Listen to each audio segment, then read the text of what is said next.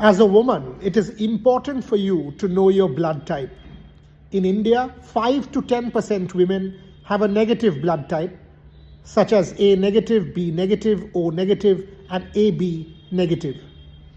It's time to know more about your blood type. Consult your doctor today. A public health initiative by Bharat Serums and Vaccines Limited and Mankind Pharma Limited. So GG is on 8 points, but their NRR is minus 0.271. MI, so if GG loses, MI wins, Delhi loses. Oh, you guys are here. Hi. Well, I'm all confused and sitting with my calculator, my copy, my pen, and trying to calculate what can be the qualification scenario. 2 more games to go today and on the 1st, and there are still 2 playoff berths all to play for. And it is so close that the calculation has been confusing me. Well, where are my manners? Hello and welcome to Revsportz. This is Trisha Ghosal. I am in Vadodara. Currently, of course, in Vadodara to cover the matches, but the points table is the bigger calculation here than covering anything else. Well, I have somehow managed, after sitting for quite a bit, to understand how it pans out. So I thought, why not share with you guys? Hope you guys are doing well, and let's dive in straight to some maths, some good old permutation combination. Well, first of all, Gujarat Giants. So today is Gujarat versus Mumbai Indians, and on the 1st, tomorrow is a day off, and on the 1st it's the Delhi Capitals versus UP Warriors. So as of course you guys know that RCB has gone straight up to the finals with 12 points.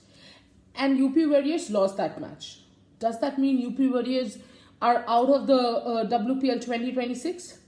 Fortunately for UP Warriors, and unfortunately for people like us who have to calculate the qualification scenario over and over again, and of course the fans, because if every single team's fans would be out with calculators, their permutations, combinations, no, UP Warriors is not out of the competition. Yes.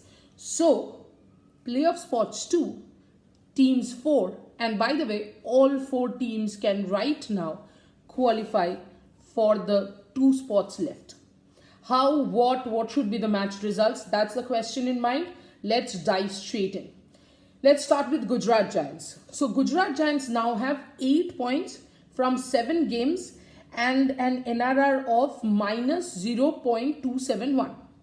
So if GG win today, that is their last league game, of course, against MI, then they directly qualify because they go from 8 points to 10 points, which basically is, no other team, the remaining 3, MI, UP and DC, can't reach 10 points now.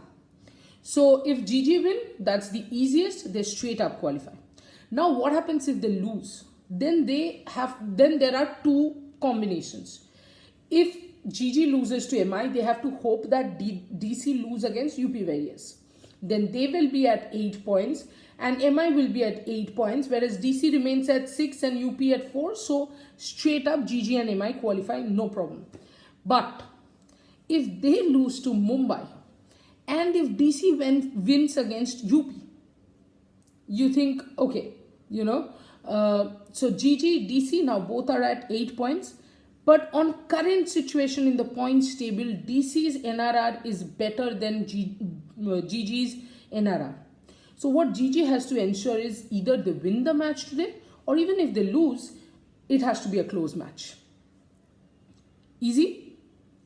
It's only getting started. Now Mumbai Indians, So Mumbai Indians, of course, have a very, very good net run rate. So they are 6 points from 7 games and an NRR of plus 0.146, which is which is the highest, of course. So now what happens if MI wins against GG and it's not that close a match? Then MI is on 8 and they qualify probably on the basis of NRR, but that also has to be, they have to win not from a close margin, a bigger margin, so that their NRR remains unaffected, and then they straight up qualify. What happens though that if MI win and DC also win, so all three, of course, MI, GG and DC again on 8 points, and it will boil down to NRR. That is why MI will want that even when they win, it should not be a close match, so that their NRR remains whatever or increases, so that they directly qualify right after today's game. But if MI loses, then see, for them the easiest thing is, if MI loses, MI will want DC also to lose. They'll have a better NRR, they can qualify. But also again, when they lose, they will want to lose by a close margin, so that they remain at 6, but their NRR is not affected. If DC remains at 6 and if UP wins and comes at 6, none of the NRRs can cross this, so MI qualifies. And you are thinking that why is she confusing all of us? Because it is confusing. Because abhi to sirf MI and GG hua hai, for whom the qualification scenario, trust me, is easier than the third team I'm going to talk about. That's Delhi Capitals. Well, so Delhi Capitals are on 6 points now in 7 games, and the NRR minus 0.164, which currently is, they are points wise lesser than GG, but NRR wise better than GG. Points wise same as MI right now, but NRR wise lesser than MI. Alright, up to this point I'm sure you're following me. Now let's go to a little complicated maths for GG. For DC. If GG win today, DC winning their match against UP Warriors will see them through. Easy. Why? Because GG winning takes them to 10. Again, they qualify. And MI remains at 6. So DC winning against UP takes them to 8. They qualify. Done. But now, and I'm hoping this does not happen, because then the calculators probably will come and start shouting at us if we keep calculating like this. Say if GG win and DC lose. Can DC qualify? Yes, they can. How?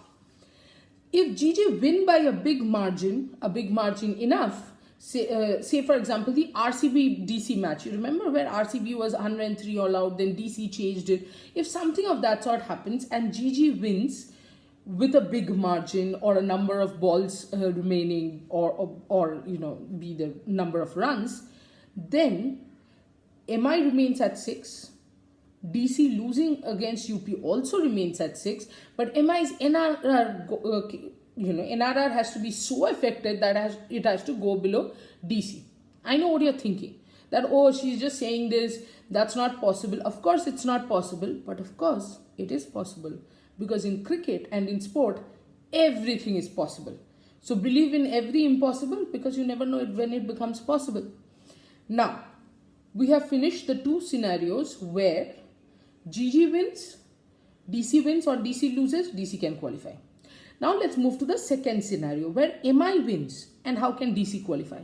So MI wins, MI goes to 8, GG remains at 8, DC wins against UP, DC goes to 8, DC already has an NRR which is above GG. They have to ensure that they win by a bigger margin and not absolutely close margin, so that NRR increases and they can qualify.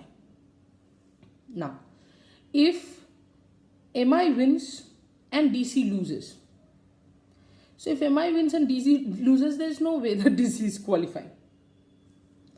DC's first aim has to be to win their own match against UP and maybe try to ensure that the NRR increases a little. But I think it will be easier for DC because DC is playing the last game. So today's match result will be out. DC will know exactly what to do. And let's now concentrate on the last team, which is UP Warriors. So UP Warriors are on 4 points from 7 games with an NRR of minus 1.146. So for UP Warriors to have any chance of qualifying, GG must not only defeat MI but do so by a huge margin. And then UP Warriors must defeat DC by a massive margin so that they end up with a better NRR than MI, who's already at 6 with a plus NRR. So you get the point? GG defeat MI remains at 6. UP win against DC by a huge margin, go to 6 and better their NRR than MI, and only they can qualify. So yes, I know what you're thinking. For all practical purposes, UP Warriors are out of the contention, but as I said, in sports, I believe in miracles. In sports, I have seen the slightest of margins, the 0.00 fraction change the whole game. So I am still not going to put anyone out or eliminate them of the competition. Neither should you. So all 4 teams, everything to play for. But what can UP do? To be fair, UP has to some extent spoiled MI's party. Now, if MI loses today or wins and doesn't, or if they win, they will ideally qualify with their NRR. So if they lose today, for example, of course, UP Warriors will play a huge role in spoiling their party in WPL 2026. UP have won 2 matches and both of them have been against MI.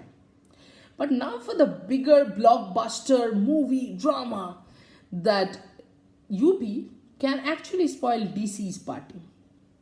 How is that significant? That happens. The significance is in the stories of stories. It's Meg Lanning versus her previous franchisee Delhi Capitals. The franchisee which she took as a captain to the finals 3 times, 3 seasons in a row. Yes, they did not have the trophy, but she did take them to the final. From taking DC to the final to throwing DC out of the playoffs race. Can Meg Lanning do that to her franchisee? It will be interesting. The drama in WPL 2026, the tension, the spice is just building. Keep watching Revsportz, keep following Revsportz, because Snehashish and I keep coming to your house every evening with more such drama, such news, such discussions. So do keep following Revsportz and do keep subscribing and supporting us. As a woman, it is important for you to know your blood type. In India, 5 to 10% women have a negative blood type, such as A negative, B negative, O negative, and AB negative. It's time to know more about your blood type. Consult your doctor today. A public health initiative by Bharat Serums and Vaccines Limited and Mankind Pharma Limited.